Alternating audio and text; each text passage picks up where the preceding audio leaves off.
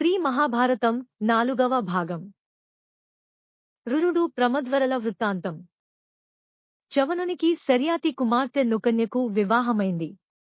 వారికి ప్రమతి అనే కుమారుడు ఉన్నాడు. ప్రమతికి క్షీరసాగర సమయంలో అమృత కలశంతో పుట్టిన ఘృతాచి అనే అప్సరసతో వివాహమైంది. ప్రమతికి ఘృతాచికి పుట్టిన కుమారుడు రురుడు. రురుడు స్థూలకేశుడు అనే ముని ఆశ్రమంలో పెరుగుతున్న ప్రమద్వరను వివాహం చేసుకోవాలని అనుకున్నాడు.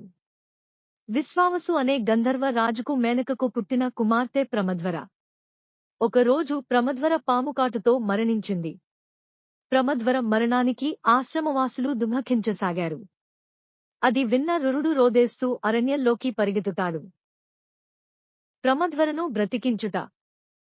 రురుడు శోకిస్తూ ప్రద్వరను బ్రతికించమని దేవతలను, ఓ దేవతలారా, ఓ బ్రాహ్మణులారా, నేను దేవయజ్ఞములు, వేదాధ్యయనం, వ్రతములు, పుణ్యకార్యములు చేసిన వాడిని అయితే, నేను నా గురువులను భక్తితో సేవించిన వాడిని అయితే, నేను ఘోరమైన తపస్సు చేసిన వాడిని అయితే, నా ప్రేయసి ప్రమద్వర మీ దయ వలన విషం నుండి విముక్త కాగలదు ప్రార్థించాడు.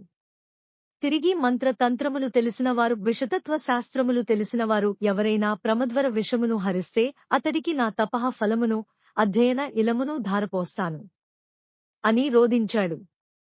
అప్పుడు ఆకాశం నుండి ఒక దేవత బ్రాహ్మణోత్తమ, ప్రమద్వర కాలవశమున మరణిండింది. ఆయుష్షు తీరింది కనుక దానిని ఆపడం ఎవరి తరం? అయినా దానికి నేను ఒక ఉపాయం చెప్తాను.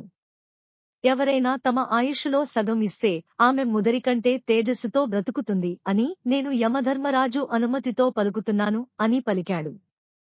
రురుడు అందుకు అంగీకరించి తన ఆయుర్దాయంలో సగం ఇచ్చి ఆమెను బ్రతికించి వివాహం చేసుకున్నాడు. సర్పముల మీద రురుడి పగ. రురుని దర్శనము వలన సర్పరూపము నుండి విముక్తుడైన సహస్రపాదుడు, కాని రురుడికి పాముల మీద కోపం పోలేదు. కర్రతో కనిపించిన పాములను చంపడం మొదలుపెట్టాడు. చెట్ల వెంట పుట్టల వెంట తిరుగుతూ కనిపించిన పామపలను చంపుతూ ఉండసాగాడు. అలా చంపుతూ ఒకరోజు డుండుభం అనే ఒక పామును చంపడానికి కర్రమును పైకి ఎత్తాడు.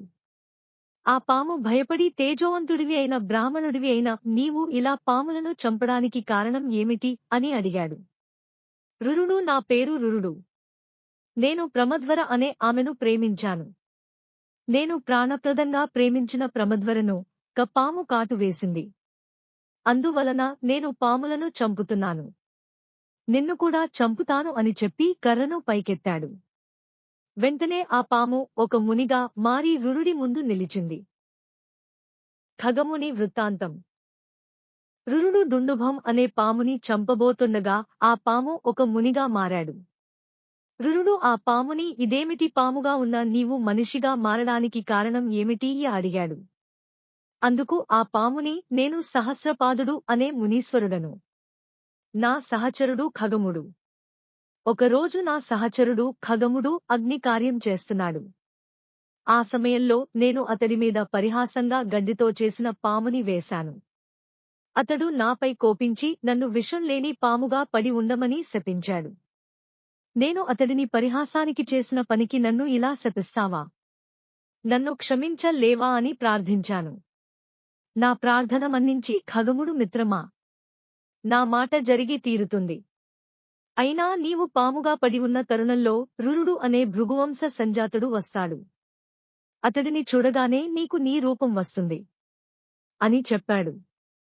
అయ్యా, మీరు బ్రాహ్మణులు, దయాగుణం కలవారు. పూర్వం నీ తండ్రి శిష్యుడైన ఆస్తికుడు కద్రువ శాప కారణంగా సర్పయాగంలో ఆహుతి అవుతున్న పాములను కాపాడాడు.